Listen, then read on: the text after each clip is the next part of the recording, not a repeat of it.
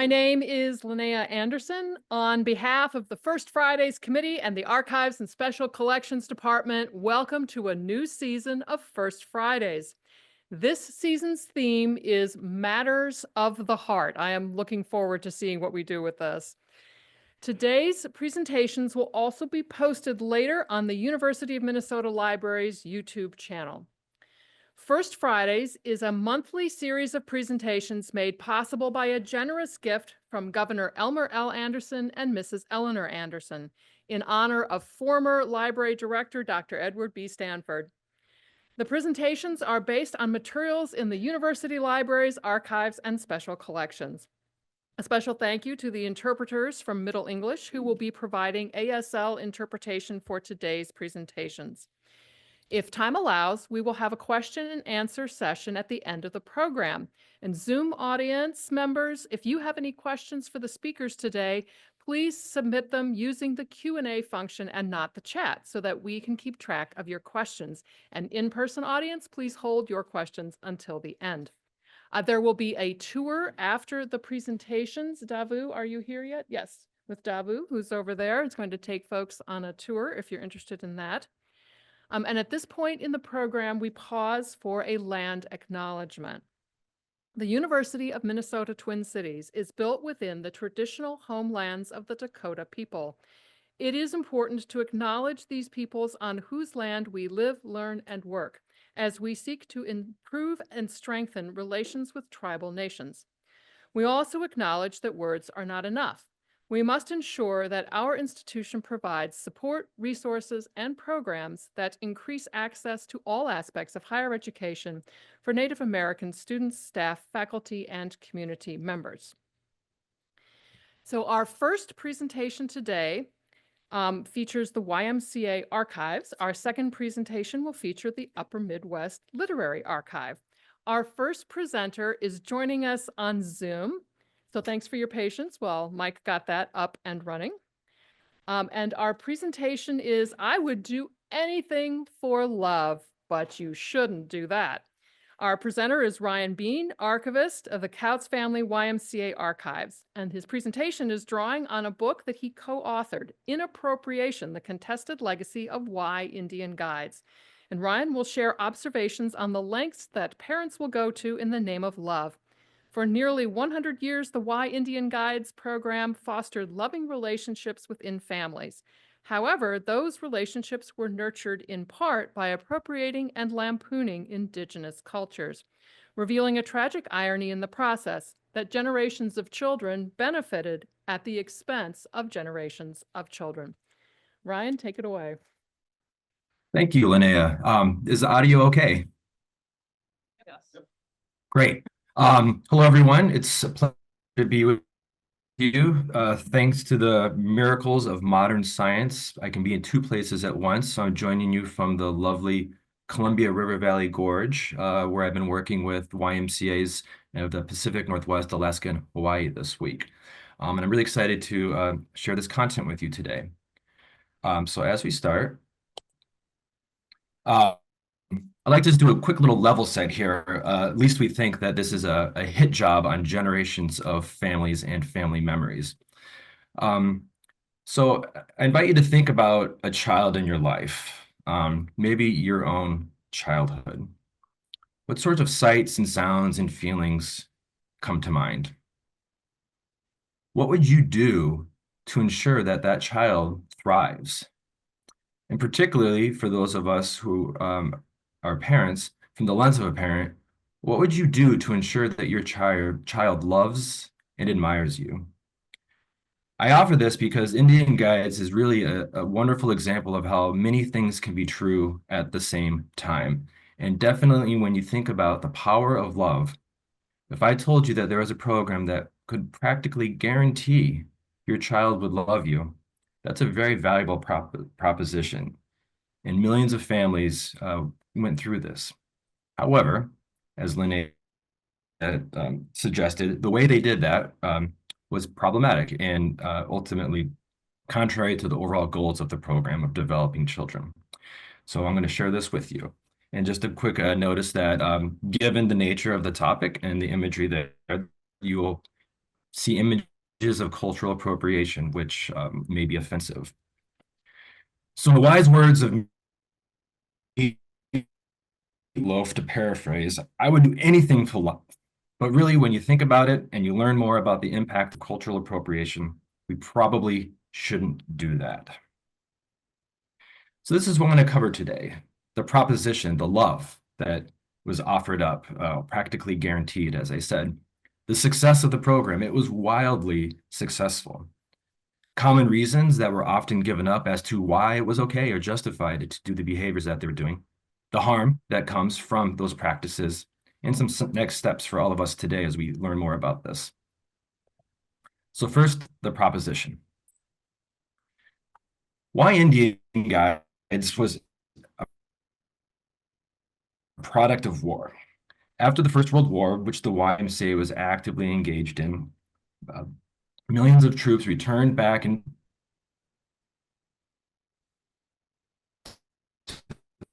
the country and resettled back. Child program and parent-child relationship was a growing aspect within the YMCA's work. And one of the signature activities that the Y did during this time period were father-son dinners, where the idea was fathers and sons sitting next to each other would hear an inspiring speaker, have a great meal, and I guess through osmosis sort of develop a closer bond and some values with each other. The man on the far right, Harold Keltner, was a boys' work secretary at the St. Louis YMCA who was running these programs. And he felt that there was something missing with the program. This once-a-year event, what could it really accomplish in the terms of a relationship with a parent and a child? On one such occasion, he saw and witnessed the man on the left, Joe Friday of the Temagami First Nation up in Ontario, Canada, speak about his life growing up on the lakes up in southern Canada. After Joe Friday talked, Keltner witnessed scores of fathers and sons eagerly gathering around Friday to learn more about his boyhood in the woods. From there, a friendship was developed. Y Indian Guides. So this is the first tribe. In 1926, Keltner and Friday had sat down and pulled together a host of different things they were familiar with. They drew from existing programs within the YMCA and beyond, including Y-Friendly Indians, the Woodcraft League of Indians, the Boy Scouts. They also drew on stories and tales told by Friday about his growing up in the woods as a young boy and the community that fostered his development. And lastly, they rallied around their common Christian faith.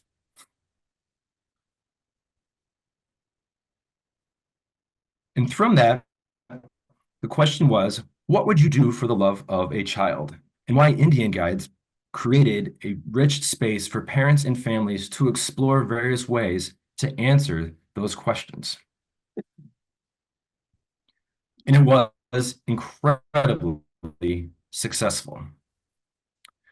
This quote here sort of summarizes many of the antidotes that were offered up as to the value of the program.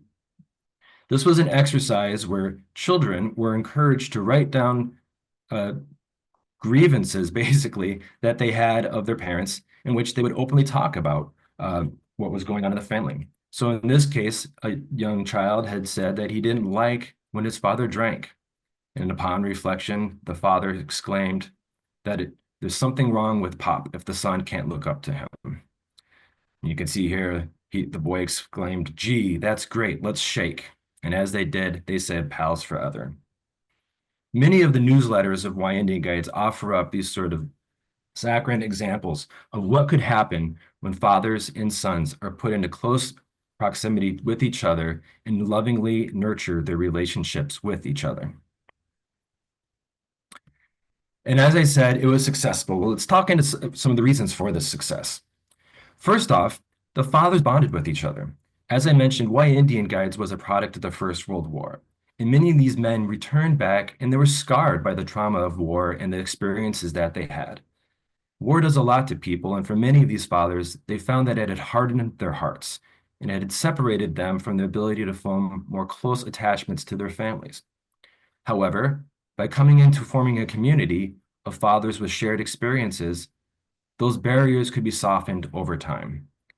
And through the fathers interacting with each other, telling stories, the children could see that the father wasn't just a strict authoritarian man of the house, king of the castle sort of stereotype, but was a human being who could joke and maybe even was kind of funny and nice. And as the sons observed the fathers relaxed, they could be more open with who they were and curious about the interactions that they had. The program encouraged play as a way of forming these relationships.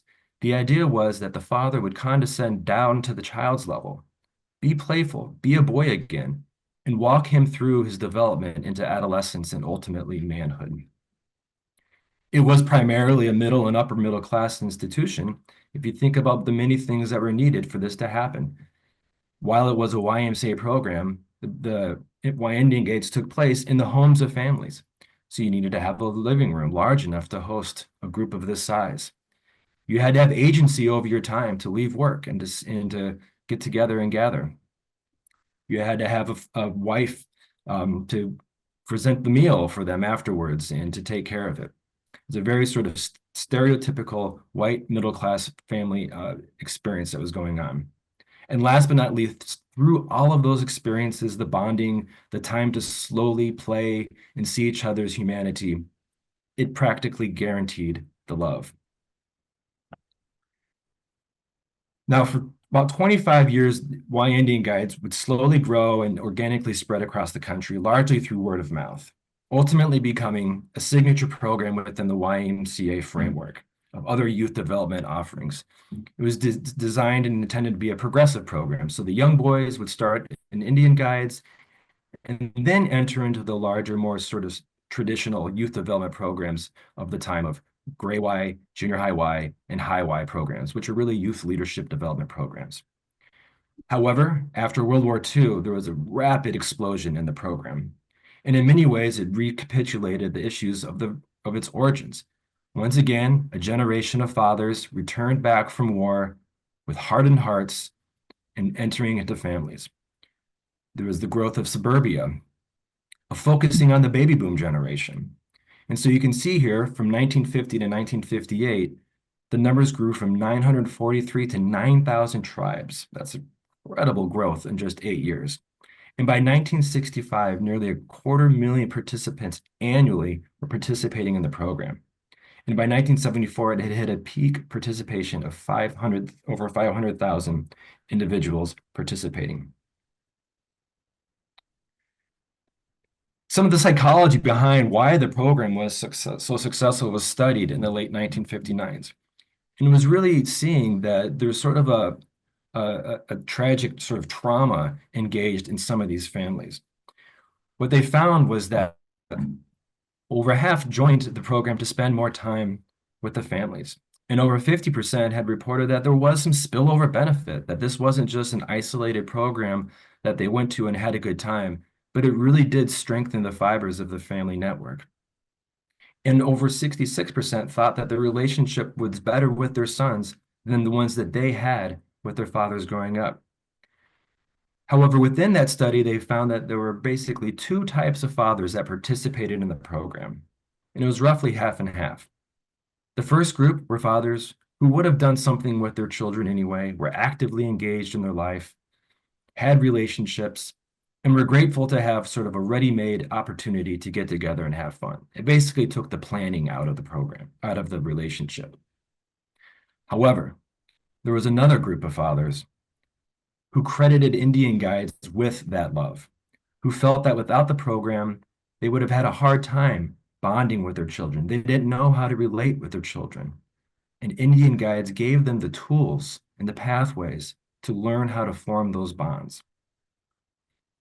There's really a sort of tragic irony within this program, and particularly for those fathers who are the latter half, because through the performative acts of Indian Guides, Gray Bear, and they would take on these made-up Indian names, Gray Bear, the father, could say something that Dad couldn't say.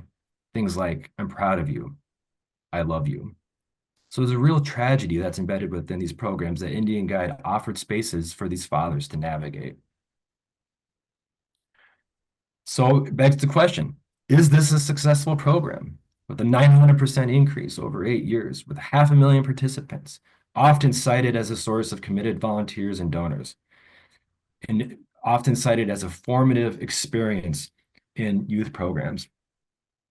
In many, many ways, yes, it is. However, context matters, and Indian Guides begs the question of whether the ends justify the means. And oftentimes, when fathers were confronted with, as the program went on, the problematic nature of the program, they would push back because they weren't feeling that necessarily the activities that they were doing were being criticized, but the actual relationships themselves, the love that was being created through those problematic activities is what they took offense to.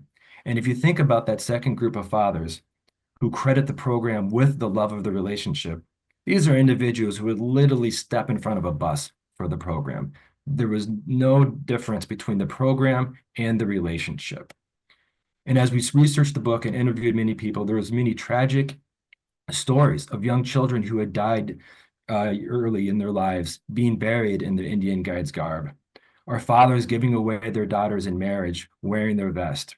This was a very integral part to the relationship of countless families across America for generations. And so when confronted with the impact of the behaviors and being asked to stop, sort of like the 7 stages of grief, we have here these stages of reckoning with cultural appropriation, of seeking to justify it. And so I'm not going to get into the hows and whys people go into these performative behaviors. There's a lot of great research on that, and that's another conversation. I do think digging into the responses and sort of the reckoning and rationalization that these participants went through is worth looking into, because there is spillover into other areas of life when we are doing something or asked to change it and go through the rationalization process and ultimately come to terms with, maybe I do need to change my behavior. So first off, people would just say, it's just, what's the big deal? It's just a feather. It's just a headdress. We're having fun. Get over it, right? And it's true. It is just a feather until you use it and lampoon it and invoke the culture of another, transforming it into a bastardized version of a religious or sacred object. That's the big deal. It's the taking control of another person's culture and using it for your own benefit. Secondly, they would say, I'm appreciating or honoring the culture. Don't you see that? And within the Indian Guides newsletters are countless stories of grown men crediting their participation in Indian Guides as giving them a greater appreciation of humanity and differences, tolerance for others. However, when somebody tells you that they don't appreciate your appreciation and you continue to do so, it begs the question to the extent that you are really honoring them or you're doing something for your own benefit. The appreciation and honoring really asks the question, what's the difference between appreciation and objectification? History is often used as a trump card to stop any conversation on related to change of behaviors. We've always done this. It's our history. Well, particularly, and with as the land acknowledgement that Linnea offered up, considering the histories of these lands, our occupation here is just a small blip of time. And the reality is things change, and sometimes things run their course. And as things change, so must we. And Indian Guides ultimately came to terms that they needed to change as well.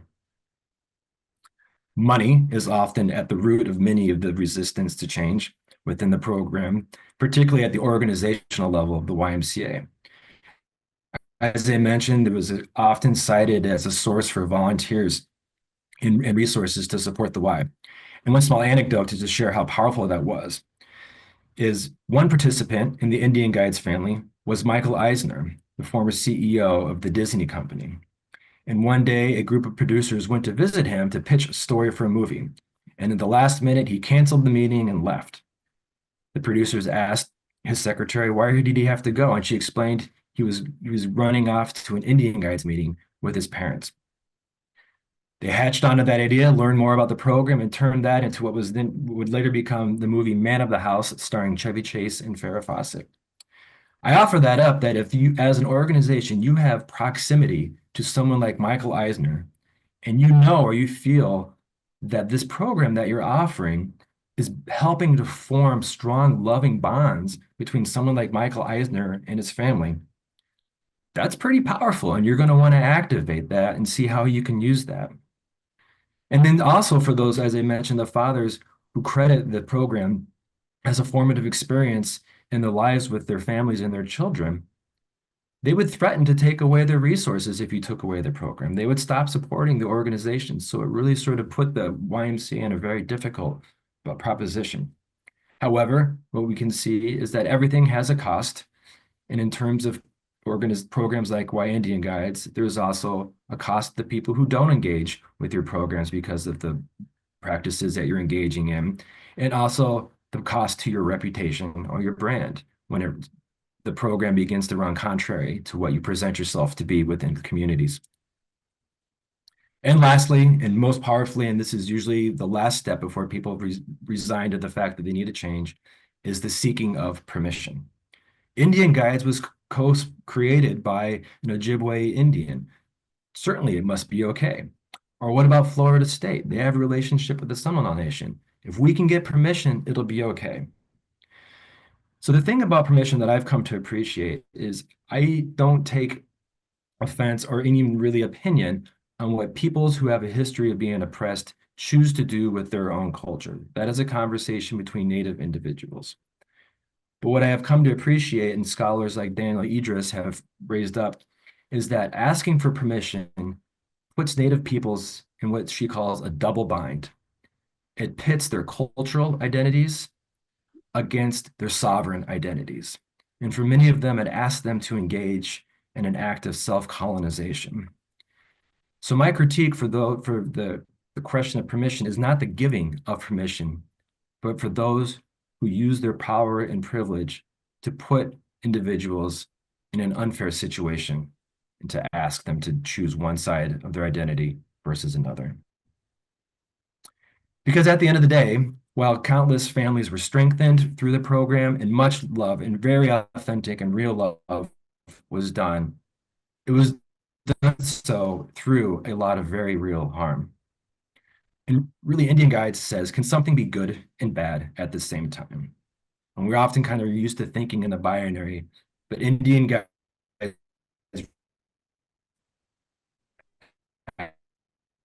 absolutely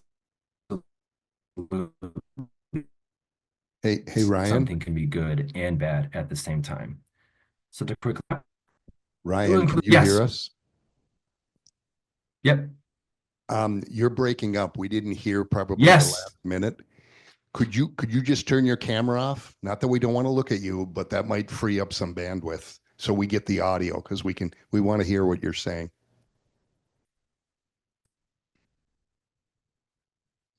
Yeah, now we really did it.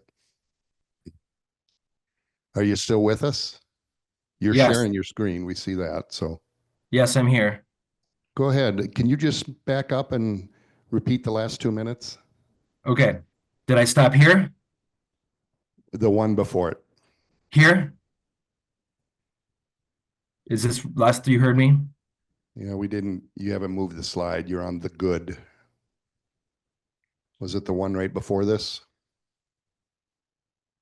The harm. Thank you. Yeah, we saw that one.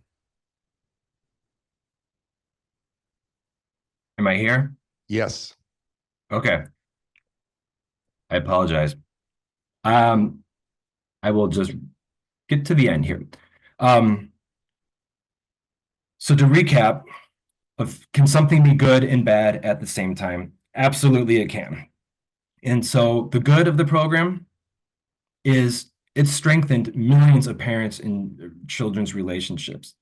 And that is a very, very powerful thing. And that is a very real thing that happened. And as I mentioned, it's regularly cited as a formative experience in childhood.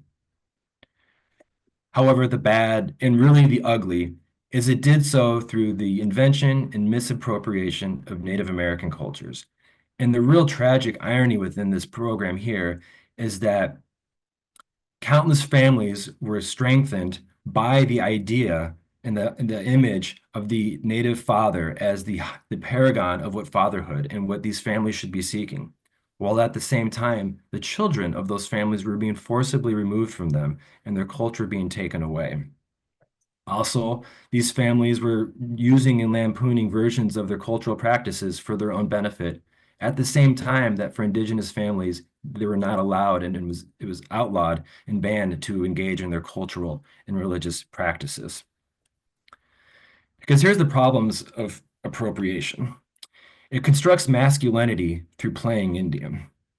It exercises power over others, defines others, and it does real harm. In 2005, the American Psychological Association released a resolution calling for the end of all mascoting within sports teams and the appropriation of Indigenous cultures across the board.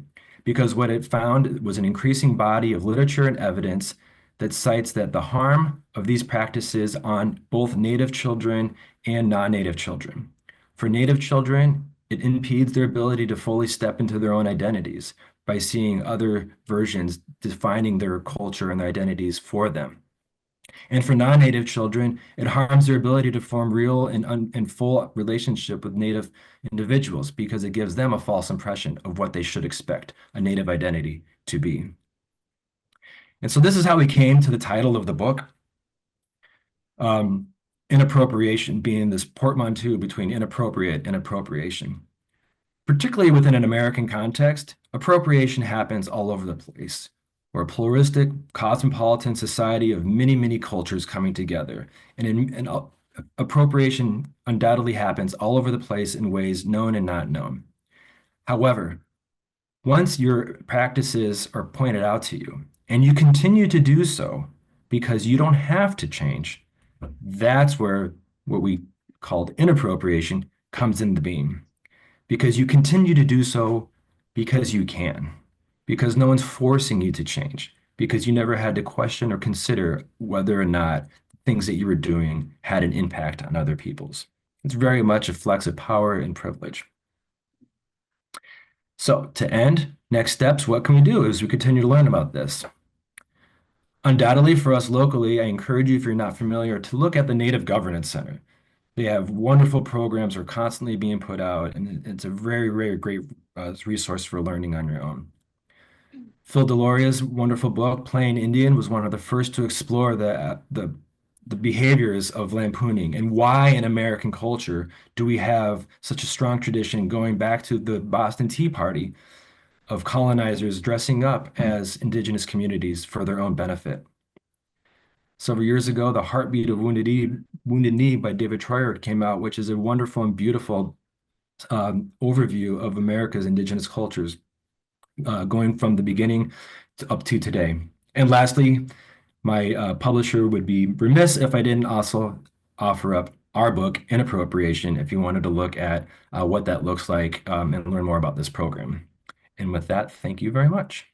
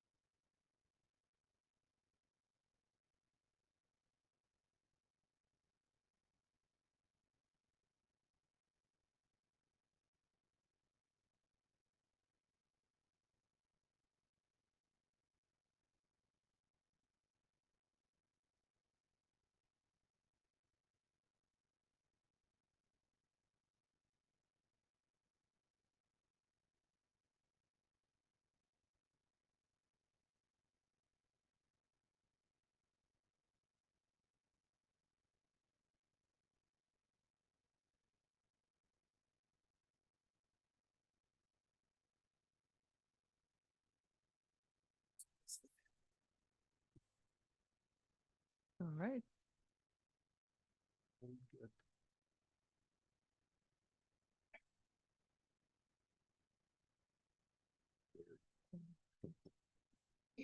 Thank you, Mike. Thanks, Ryan, for your flexibility during the presentation. Thank you, audience. All right, here we go.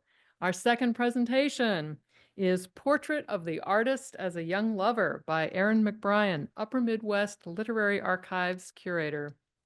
Love can be ecstatic, complicated, notoriously hard to describe. So, what do some of the Midwest's greatest writers have to say about love? Enjoy these examples from the tumultuous love lives of poets as experienced through their poetry, love letters, and journals. Erin, it's all yours.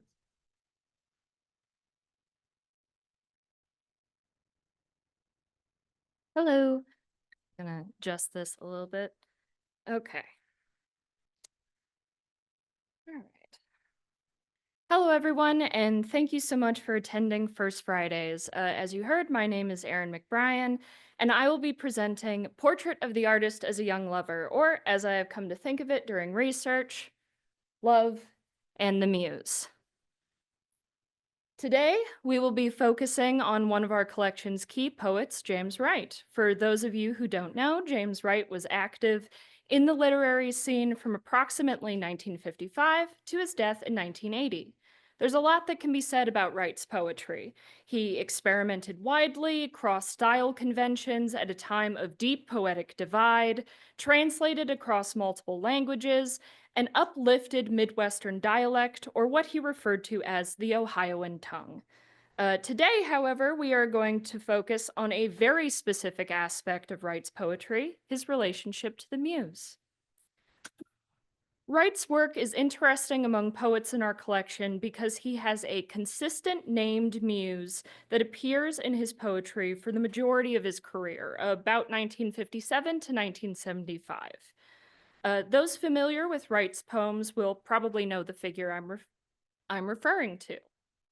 Jenny. The first poems attributed to Jenny are To a Shy Girl and A Girl Walking into a Shadow, though neither of them invoke her by name. In fact, much of Wright's second collection, St. Judas, which includes A Girl Walking into Shadow, appears to have been influenced by the figure of Jenny, though direct references to her were scrapped. For instance, we see here that part 2 of St. Judas was originally to be titled Jenny, a sequence of love poems, but Jenny has been crossed out before the final draft. These early Jenny poems combine many traditional allusions to femininity, youth, and the natural world.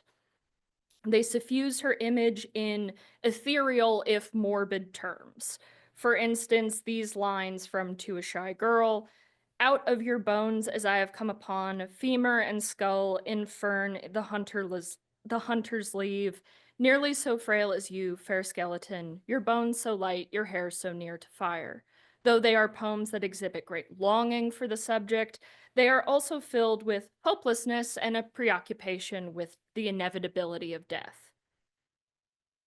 Another poem in St. Judas we know to be associated with Jenny is A Prayer in My Sickness, which started its life as the poem A Short Prayer to Death. As you can see on screen, we have the first draft on the left and the condensed final draft on the right.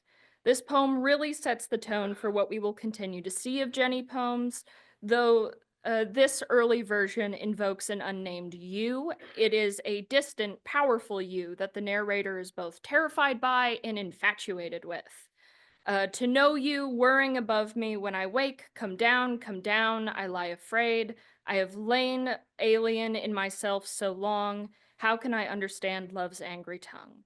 The title is also evocative of later trends in Jenny poems, including allusion to prayer or ritual, as well as an unstoppable force such as sickness or death. This leads us nicely into what I think of as the standard form of Wright's Jenny poems, which are typified in his collection, Shall We Gather at the River? If St. Judas is largely influenced by Jenny the Young Woman or Jenny the Lover, then Shall We Gather at the River is Wright's tribute to Jenny the Muse. Poems in this collection begin to name Jenny instead of only alluding to her, and the book is even dedicated to Jenny. The pages on screen are for his prayer to the true muse, an early version of To the Muse.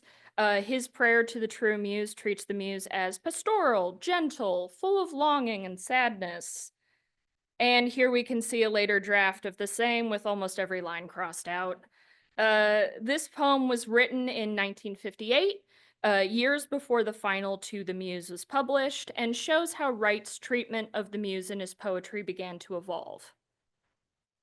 Here is the final version of Wright's To the Muse, included in Shall We Gather at the River. Unlike its predecessors, Jenny is explicitly named. Other thematic changes include describing the landscape marked by industry and decay rather than natural settings. Many of these settings are also specifically named as well, such as Cloverfield or Wheeling. We also start to see Jenny the Muse become heavily associated with the industrialized Ohio River, drowning, and an active rather than a passive death. We see the same changes in Speak, regarded as a companion poem to the Muse. In Speak, Jenny is named and stands in for different female archetypes, prostitute and absent mother. Much like To the Muse, Speak is focused on urban poverty, the margins, and the disenfranchised. Shall We Gather at the River marks a significant change in Jenny poems going forward. Jenny, the Muse, is simultaneously dead, dying, and immortal. She is exposed to harm and horror, but is also a guardian of those experiencing suffering. She is capricious, but also someone to call out to during distress. In these Jenny poems, there is longing and reference to love, but she is not treated as an unalloyed romantic figure. These themes persist in Wright's later Jenny poems as well, including in his collection Two Citizens. On screen here, we can see two drafts of October Ghosts, which is quite appropriate for today. The poem begins with Jenny Cold, Jenny Darkness, and continues to describe Jenny and the narrator taking bodies to the gorges in Ohio where the dead miners assist them in their work. Jenny is even described as the fat, blossoming grandmother of the dead and appears to be a different figure from an unnamed woman that the narrator claims to have loved.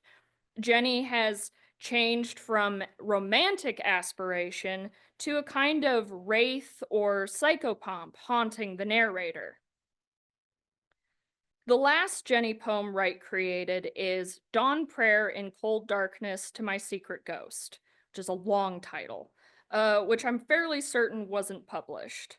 The poem returns to invoking Jenny as a distant romantic object, but not necessarily in the way you'd expect. And when I cried and cried alone in fear, you were the only one who dared to hear, and no one else could listen, only you. Jenny is longed for as a companion to be confided in, an outlet for emotions that have nowhere else to go. I find it very interesting that this is the last Jenny poem written, as it's less a poem or even a prayer than a rambling confession, an excising of unwanted feelings. So, after all this analysis of Wright's literary muse, the question still remains, who was the real Jenny? To answer this question, I think we need to look at the women in Wright's life during Jenny's initial creation, so the mid to late 1950s. But we cannot talk about the women in Wright's life without talking about his first wife, Liberty. James and Liberty were both from Martins Ferry, Ohio. They both grew up in working class backgrounds. They had a long courtship, mostly through letters, before James graduated from Kenyon. Their letters from the time are typified by longing for each other, longing to be grown up, longing to leave Martins Ferry. There is a constant renewal of intention in the letters. James and Liberty swear they should be together and that they're good for each other. They assure each other that things will be better when they're older. That was not the case. It really wasn't. Once James and Liberty were married in 1952, living together and without the buffer of time between their communication, things went south almost immediately. Based on what I can say, I think it is fair to say that blame was evenly split between the two. James struggled with his mental health, with alcoholism, and with the expectations of marriage. He wanted to learn about literature, write poetry, and talk to his friends about writing poetry. He did not know how to be a partner in a relationship. Liberty wanted a career of her own and ended up taking care of herself, James, and two little boys, all while attending night school at the same time. She had also been raised with intense physical abuse, and at this time did not know how to interact with people that frustrated her without becoming abusive in turn. Frankly, I think they married too young and without knowing each other as real people rather than words on a page. One of the only pieces of evidence we can find from Liberty during this time is the letter currently up on screen, which expresses her feelings at the ending of their relationship. Seeing you tonight was utter agonizing hell, and I can't bear it any longer. And it goes on. In 1961, after 9 years of increasingly unhappy and unstable marriage, James and Liberty divorced. Liberty and the boys moved to California, and she and James returned to communicating through letters. Though their relationship remained contentious, this seems to have been a significantly better arrangement for them. Their letters from this period are apologetic on both sides and agonizingly polite. While his marriage was falling apart, Wright had started a correspondence with noted poet Anne Sexton. Their relationship was sparked by mutual admiration for each other's work, which you can see from the poem Wright wrote about reading one of Anne's poems, and the letter from Anne, which is about her experience reading his first collection. They are both glowing and kind of weird. They were both kind of weird people.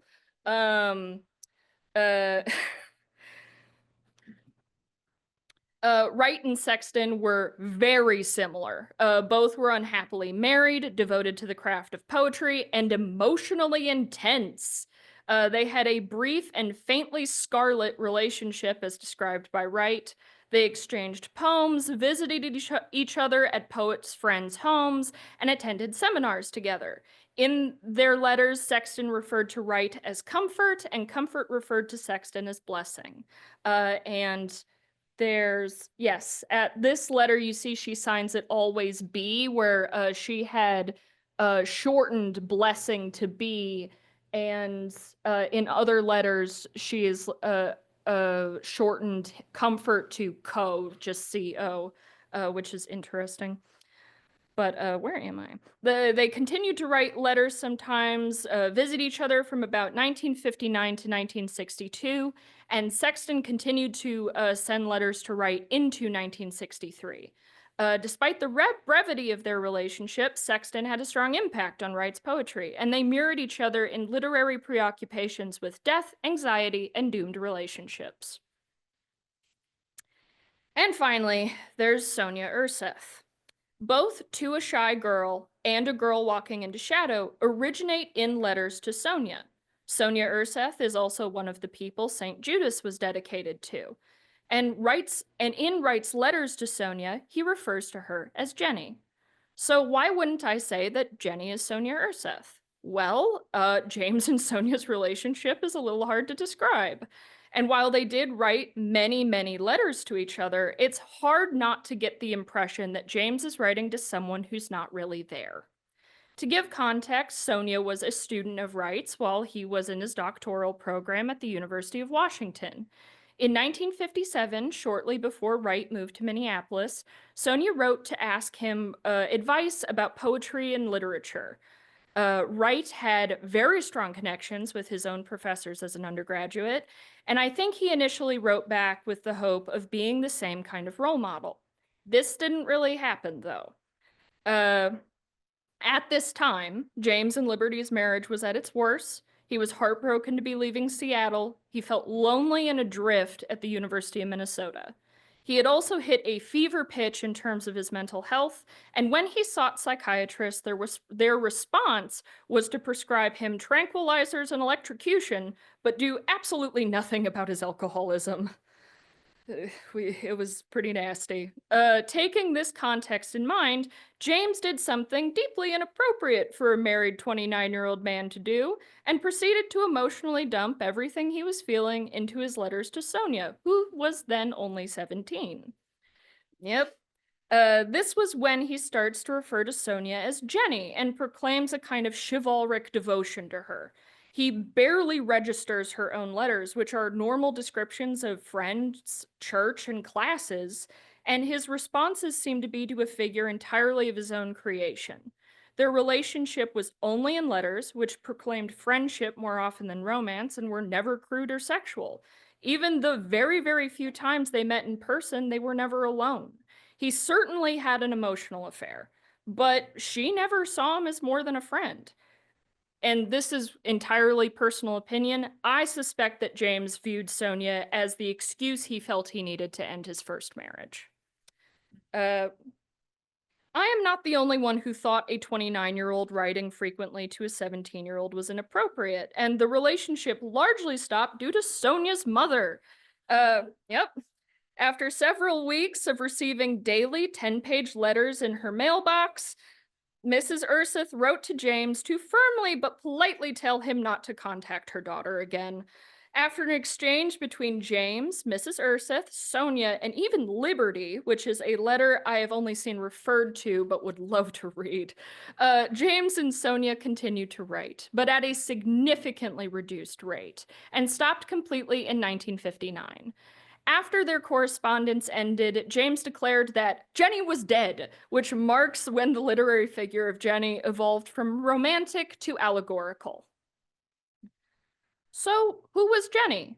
Though the name was derived from correspondence with Sonia, I don't think it's truthful to say that Sonia is Jenny. I don't think it's truthful to say any of these women individually were Jenny. But I do think they all contributed to Jenny's creation. The truth of the matter is that the muse is not a real person at all, but an interpretation within the mind of the artist. The muse says significantly more about the creator than it does about the initial inspiration. And I think we see much more of James in Jenny than we do any of the women in his life.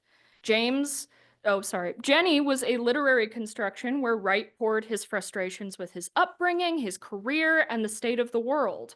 This accounts for her rapid diversion from classical romantic interest into a mythic figure of pain and hopelessness, his patron saint of the downtrodden. The other reason I think this, though, is because of how different Jenny poems are to those written during happier periods in Wright's life. That being said, what does Wright's poetry look like when it is inspired by a real relationship? To explore that, we need to look at Wright's marriage to Edith Ann, or Annie. James and Annie were married from 1967 to Wright's death in 1980, and while their relationship was still marked by Wright's struggles with alcohol and his mental health, it was uplifted by a deep care and friendship that was between them. While married to Annie, James was able to achieve a stability he had previously struggled to find. He was able to find better counselors and even attended Alcoholics Anonymous, which was a huge turning point in his quality of life. James and Annie were almost never separated, so we don't have much written by Annie in the archive. On screen is an example of one of her few letters written to James when he was teaching summer courses at a distant university. It's a very sweet, homey letter that acknowledges how rare it was for the couple to be apart. One cheeky line that I like in particular reads, "It's hot enough for us all to go undressed, but no one but you, my darling, is going to have that mode of dress from me," which I think is quite cute. While we don't have many letters, we do have many, many Valentine's Day cards. There's something about these I find extremely sweet. By the time Annie and James were married, he was a nationally celebrated poet, a notable and formidable wordsmith, and it's very easy to be intimidated by that, particularly in terms of expression. And to me, seeing year after year of cutesy Valentines really speaks to a confidence in their relationship. We see the same affection on James's side as well. James once said, "Many things in our marriage give me great pleasure, and one of the finest of these is the fact that she and I are such good friends." Even though through the pain and sickness of his final year, his journal describes Annie as entirely lovely.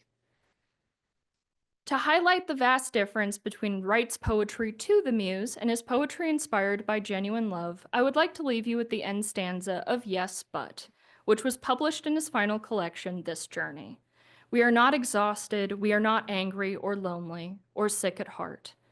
We are in love lightly, lightly, we know we are shining, though we cannot see one another.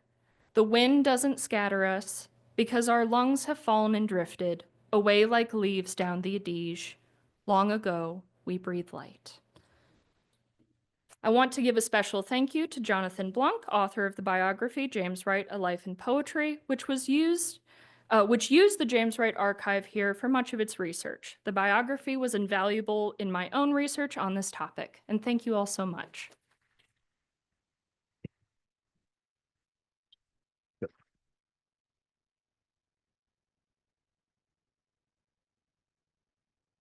Right, we have time for a little bit of question and answer. So we have Mike with the mics. If anyone in the room has any questions. Yes. And online audience, one use the right here. Q&A and Mike will check that for us. Here you go. The cause of James Wright's death. Oh, I can answer that. Strikes me as having.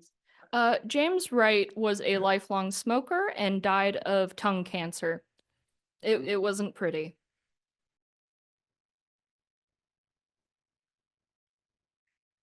Questions from the audience in the room? Oh, we got one right here. I'll bring a mic over.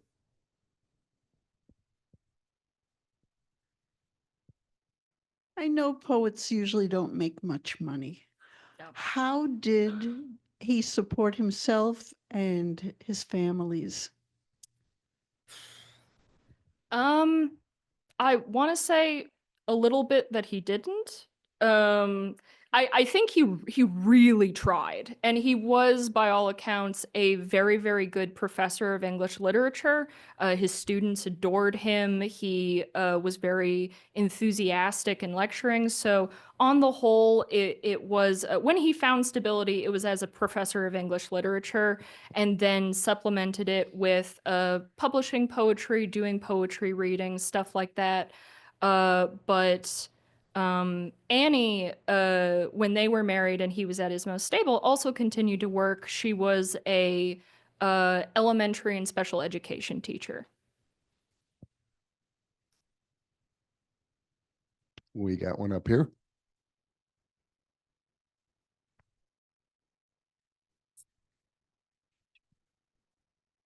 Hi, I know it's a little dangerous to think autobiographically about poems, but in the poem, A Blessing, where it talks about my friend and me coming in to see the Indian ponies, do you think that blessing is Anne Sexton, the friend who was with him? I have wondered that as well. I didn't see that confirmed in the biography, which I used for a lot of inspiration in terms of what I was then looking at the archives in, because it's a big archive. I think it's fair. I think it's fair to suspect that, but we don't have any hard evidence on it.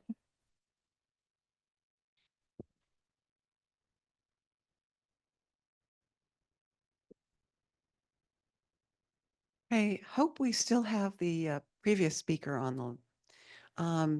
I'm not familiar with the Y Indian Guides program, and so I want to know when it ended and how that came about. If he can share that with us. I don't know if we still have Brian on, but we can certainly send him an email to ask that question. If you stick around afterwards, we can get you connected that way. Aaron, who was paying closer attention than I, says that Ryan's slide showed that the program ended in 2003. I think so. It looked like the early 2000s. Yeah. I'm just wondering how and why. I don't know. It's a good question. Cultural awareness. Yeah, probably. Any other? Okay, looks like that is it for questions. If you are interested in a tour, Davu is over there. I would also like to let you know that there's a preview available of an upcoming exhibit from the Children's Literature Research Collections called Journey to Joy, Representation in Children's Picture Books. And that is on the second and the third floor, so you can use the elevator at the back of the building to go up to the second and third floor. I have already seen a preview. It's a very colorful exhibit, so I would encourage you to go take a look. The official opening is on October 22nd, so consider coming back for that. And then please join us again. We have a slide here. Probably need to. Oh. There we go. Yes, join us again next month. We did it. For presentations from the Social Welfare History Archives and the Children's Literature Research Collections. Thank you very much, everyone.